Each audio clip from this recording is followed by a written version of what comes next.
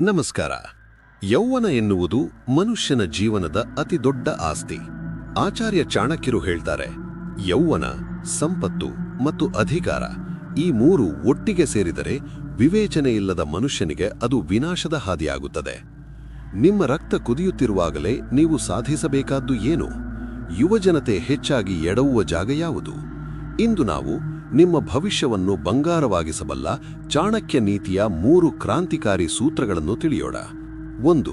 ಸಮಯದ ಬೆಲೆ, the value of time.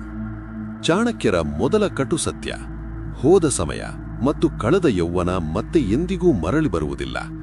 ಯೌವನದಲ್ಲಿ ನಮ್ಮಲ್ಲಿ ಅತಿ ಹೆಚ್ಚು ಶಕ್ತಿ, ಎನರ್ಜಿ ಇರುತ್ತದೆ, ಆದರೆ ಅತಿ ಕಡಿಮೆ ಸಮಯ ಪ್ರಜ್ಞೆ ಇರುತ್ತದೆ.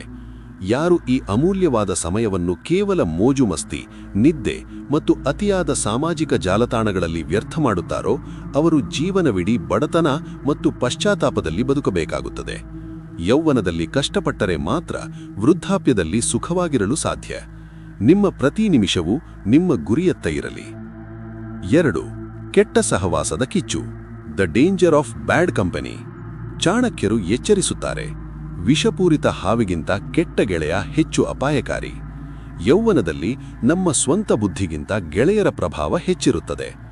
ಒಂದು ತಪ್ಪು ಸ್ನೇಹ ನಿಮ್ಮ 10 ವರ್ಷಗಳ ಶ್ರಮವನ್ನು ಮಣ್ಣು ಮಾಡಬಲ್ಲದು. ವ್ಯಸನಗಳಿಗೆ ಬಲಿಯಾಗುವ ಅಥವಾ ನಿಮ್ಮನ್ನು ಗುರಿಯಿಂದ ವಿಚಲಿತಗೊಳಿಸುವ ಗೆಳೆಯರಿಂದ ಹಿಂದೆ ದೂರವಿರಿ. ಚಾಣಕ್ಯನ ಪ್ರಕಾರ ನೀವು ಯಾರ ಜೊತೆ ಇರುತ್ತೀರೋ ಅವರ ಗುಣಗಳೇ ನಿಮ್ಮ ಭವಿಷ್ಯವನ್ನು ನಿರ್ಧರಿಸುತ್ತವೆ. ಜ್ಞಾನಿಗಳ ಮತ್ತು ಸಾಧಕರ ಸ್ನೇಹ ನಿಮ್ಮನ್ನು ಬೆಳೆಸುತ್ತದೆ. 3. ಶಿಸ್ತು ಮತ್ತು ವಿದ್ಯಾಭ್ಯಾಸ, ಡಿಸಿಪ್ಲಿನ್ ಆ್ಯಂಡ್ ಸ್ಕಿಲ್. ಚಾಣಕ್ಯನ ಪ್ರಕಾರ ಯೌವನವು ಕಲಿಯುವ ಕಾಲ, ದ ಫೇಸ್ ಆಫ್ ಲರ್ನಿಂಗ್. ಯಾರು ಯೌವನದಲ್ಲಿ ಕಷ್ಟಪಟ್ಟು ವಿದ್ಯೆ ಮತ್ತು ಕೌಶಲ್ಯವನ್ನು ಗಳಿಸುವುದಿಲ್ಲವೋ ಅವರು ಬದುಕಿದ್ದು ಸತ್ತಂತೆ. ಇಂದಿನ ಸ್ಪರ್ಧಾತ್ಮಕ ಜಗತ್ತಿನಲ್ಲಿ ನಿಮ್ಮನ್ನು ನೀವು ಎಷ್ಟು ಚೂಪು ಮಾಡಿಕೊಳ್ಳುತ್ತೀರಿ ಎಂಬುದು ಮುಖ್ಯ. ಇಂದ್ರಿಯಗಳ ಮೇಲೆ ಹತೋಟಿ ಮತ್ತು ಶಿಸ್ತುಬದ್ಧ ಜೀವನವೇ ನಿಮ್ಮ ಅಸಲಿ ಶಕ್ತಿ. ಆಕರ್ಷಣೆಗಳಿಗೆ ಬಲಿಯಾಗದೆ ನಿಮ್ಮ ಗುರಿಯನ್ನು ಅರ್ಜುನನಂತೆ ನೋಡುವ ಶಕ್ತಿ ಬೆಳೆಸಿಕೊಳ್ಳಿ. ಕೌಶಲ್ಯವೇ ನಿಮ್ಮ ಬದುಕಿನ ಆಸ್ತಿ. ನಿಮ್ಮ ತಾರುಣ್ಯವು ದೀಪದಂತೆ ಬೆಳಗಲಿ, ಬೆಂಕಿಯಂತೆ ನಿಮ್ಮನ್ನೇ ಸುಡದಿರಲಿ. ಚಾಣಕ್ಯನ ಈ ಯುವ ನೀತಿಗಳು ನಿಮ್ಮನ್ನು ಒಬ್ಬ ಮಹಾನ್ ಸಾಧಕನಾಗಿ ಮಾಡಲಿ.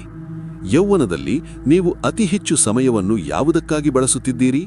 ಕಮೆಂಟ್ನಲ್ಲಿ ಪ್ರಾಮಾಣಿಕವಾಗಿ ತಿಳಿಸಿ. ದಾರಿ ತಪ್ಪುತ್ತಿರುವ ಅಥವಾ ಸಮಯ ವ್ಯರ್ಥ ಮಾಡುತ್ತಿರುವ ನಿಮ್ಮ ಯುವ ಗೆಳೆಯರಿಗೆ ಈ ವಿಡಿಯೋ ಶೇರ್ ಮಾಡಿ ಅವರ ಕಣ್ಣು ತೆರೆಸಿ. ಸಬ್ಸ್ಕ್ರೈಬ್ ಆಗಲು ಮರೆಯಬೇಡಿ. ಸಾಧನೆಯತ್ತ ಹೆಜ್ಜೆ ಹಾಕಿ.